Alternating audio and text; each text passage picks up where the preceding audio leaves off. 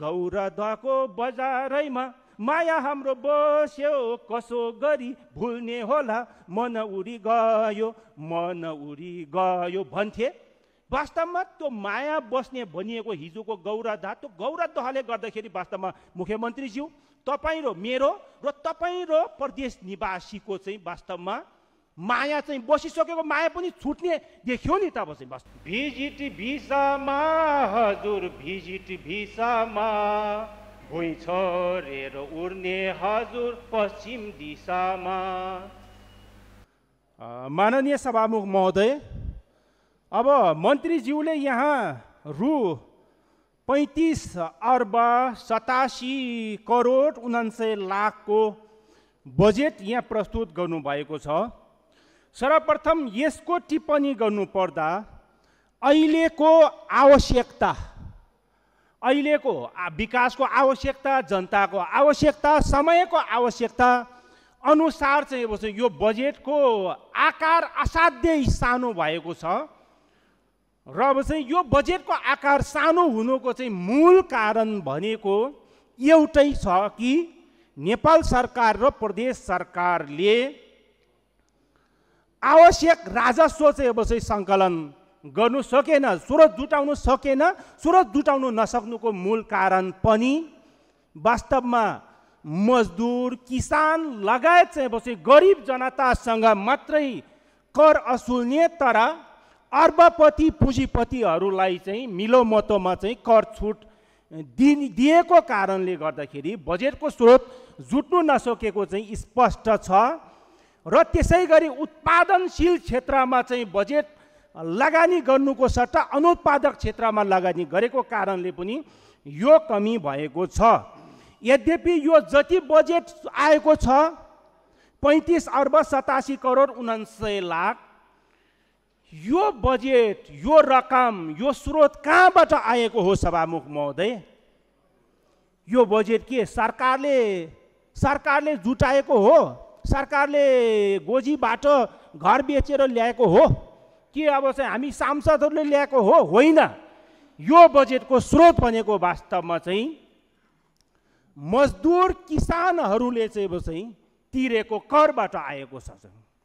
ती मजदुरहरू जो चाहिँ अब चाहिँ चर्को घाम र त्यसै गरी असाध्यै कठ्याङ्ग्रिने चिसोमा चाहिँ हातमा ठेला उठाएर चाहिँ रातौँ दिन चाहिँ पसिना चुहाएर मेहनत गर्ने मजदुरहरूले चाहिँ तिरेको करबाट, त्यसै गरी ती किसानहरू जो चाहिँ झरी बादल असिनादेखि लिएर चाहिँ 40 डिग्रीको गर्मीदेखि लिएर चाहिँ जाडो क्षेत्रसम्म चाहिँ तपाईँको खाली खुट्टा चाहिँ अब चाहिँ आफ्नो हात खुट्टा नङ्ग्रा खियाएर खुट्टा कुहाएर पनि चाहिँ श्रम गर्ने चाहिँ किसानहरूले तिरेको करबाट, त्यसै गरी चाहिँ नेपालमा रोजगार नभएपछि विदेशमा गएर चाहिँ 40-50 डिग्रीको चाहिँ गर्मीमा चाहिँ 18-20 घन्टा चाहिँ मेहनत गर्ने नेपाली दाजुभाइहरूले चाहिँ तिरेको चाहिँ रेमिटेन्सबाट चाहिँ यो स्रोत जुटेको छ। त्यसकारण यो बजेटको चाहिँ मूल हकदार भनेको हाम्रो प्रदेश निवासी चाहिँ नागरिकहरू हो,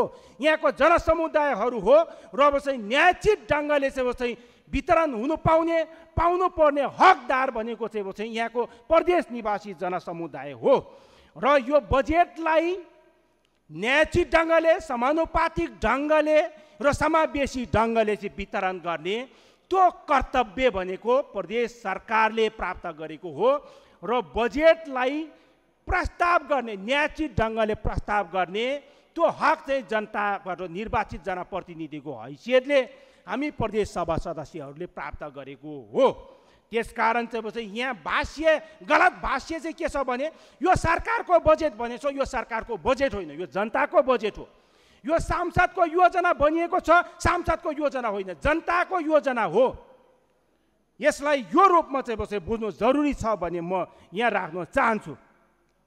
अब यो बजेटको स्थिति हेर्दाखेरि वास्तवमा चाहिँ आर्थिक वृद्धि दर 4% मात्रै छ, राष्ट्रिय औसतभन्दा कम छ। यो असाध्यै दुःखदायी र पीडादायी कुरा हो। अब पुँजीगत बजेट चाहिँ अब चाहिँ चालुभन्दा चाहिँ कम छ। वास्तवमा प्रहरी समायोजन पनि भएको छैन। त्यसो गर्दाखेरि हाम्रो प्रदेशको हकमा चाहिँ कम्तीमा पुँजीगत खर्च भनेको चाहिँ 70% र चालु भनेको चाहिँ बढीमा 30% मात्रै हुनुपर्ने हो। तर यो हुनु पुगेको छ, यो असाध्यै गलत छ, बेठिक छ। चाहिँ यसलाई सुधार गर्नु जरुरी छ भन्ने लाग्छ। र अर्को कुरा, बजेट चाहिँ वास्तवमा न्यायोचित समानुपातिक ढङ्गले चाहिँ विनियोजन गर्नमा चाहिँ सरकार पूर्ण रूपले चाहिँ चुकेको देखिएको छ।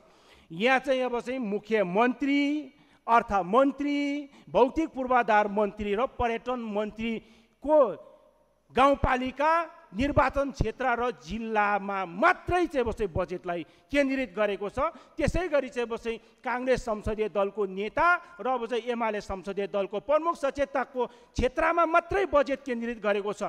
उहाँहरू यो बजेटमा चाहिँ असाध्यै सर्वोच्चमा उहाँहरू अनि हामी सबैको चाहिँ योजनाहरूलाई चाहिँ काटकुट गर्ने काम चाहिँ गरिएको छ, एकदमै अन्याय गरिएको छ। वास्तवमा यो संवैधानिक रूपले चाहिँ अलिकति लुट जस्तै चाहिँ तपाईँहरूले मचाउनु भएको छ। यसमा म खेद व्यक्त गर्न चाहिँ चाहन्छु माननीय सभामुख महोदय।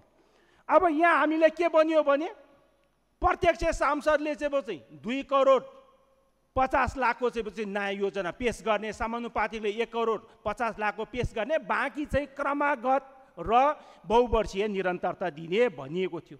तर यहाँ के देखियो भने अहिले हेर्दाखेरि अब यहाँ एउटै मन्त्रालयबाट चाहिँ यहाँ पर्यटन मन्त्रीज्यूको क्षेत्रमा चाहिँ एउटै चाहिँ मत्स्यगन्धा फन पार्क निर्माणमा 5 करोड बजेट विनियोजन गरेको छ। यो न्यायपूर्ण हो?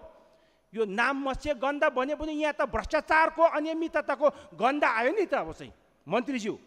त्यसै गरी मुख्यमन्त्रीज्यूको चाहिँ क्षेत्र र घर छेउको चाहिँ गौरादह संरक्षण भनेर चाहिँ 4 करोड 5 लाख चाहिँ एउटैमा दहमा लगाउनु भएको छ। अघिल्लो आर्थिक वर्षमा पनि उहाँले चाहिँ यहाँ 4 करोड। माननीय सभामुखज्यू, अहिले हाम्रो नेपाल सरकारको चालामाला हेर्दा एउटा गीतको याद आउँछ। भिजिट भिसामा हजुर, भिजिट भिसामा भुइँ छोडेर उड्ने हजुर पश्चिम दिशामा।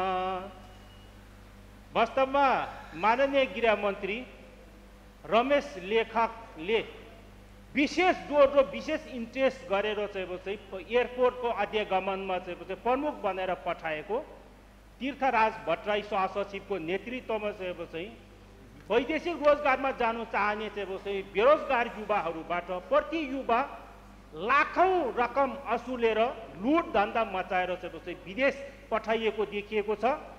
निज तीर्थराज भट्टराई विगतमा पनि भ्रष्टाचार मुद्दामा मुछिएर मुद्दा खेपिरहेको व्यक्ति देखिएको छ, बदनाम व्यक्ति देखिएको छ। त्यति मात्रै नभएर गृहमन्त्रीको सचिवालयमा रहेको 2 जना चाहिँ अधिकृतहरू विगतमा चाहिँ असाध्यै भ्रष्टाचारमा मुछिएर मुद्दा खेपिरहेको देखिएको छ। ती व्यक्तिहरूलाई गृहमन्त्रीले खोजी आफ्नो सचिवालयमा ल्याइएको र अब चाहिँ यता भिजिट भिसा प्रकरणमा मुछिएको भट्टराई र अध्यगमन र गृहमन्त्रीको स्वकीय सचिवालय र निजी सचिवालयमा रहेको कर्मचारीहरू बीचमा निरन्तर रूपमा अस्वाभाविक चाहिँ सम्पर्क देखिएको छ। त्यसबाट भिजिट भिसा प्रकरणमा चाहिँ वैदेशिक रोजगारमा जानु चाहने बेरोजगार युवाहरूमाथि चाहिँ त्यो लुट धन्दा बचाउनेको चाहिँ मुख्य डिजाइनर र मुख्य संरक्षक गृहमन्त्री रमेश लेखक नै भएको चाहिँ अब कहीँ कतैबाट छिपेको छैन। यो आम नेपाली लगभग 99% नेपालीलाई यो विश्वास भइसकेको छ। यति मात्रै होइन, गृहमन्त्री लेखक चाहिँ यसभन्दा अगाडि पनि चाहिँ जातीय छुवाछुत र भेदभाव जन्य गतिविधिमा पनि चाहिँ संलग्न भएको चाहिँ पाइएको छ। त्यसकारण संघीय लोकतान्त्रिक गणतन्त्रको गृहमन्त्रीको कुर्सीमा बस्ने नैतिक हैसियत उहाँले गुमाइसक्नु भएको छ। त्यसकारण उहाँलाई चाहिँ तुरुन्त राजीनामा गराउन र चाहिँ राजीनामा नगरेमा तुरुन्त बर्खास्त गरेर गम्भीर छानबिन गरी चाहिँ कानुन बमोजिम कडा कारबाही गर्नु माननीय सभामुखज्यू मार्फत नेपाल सरकारको गम्भीर ध्यानकर्षण गराउन चाहन्छु। धन्यवाद।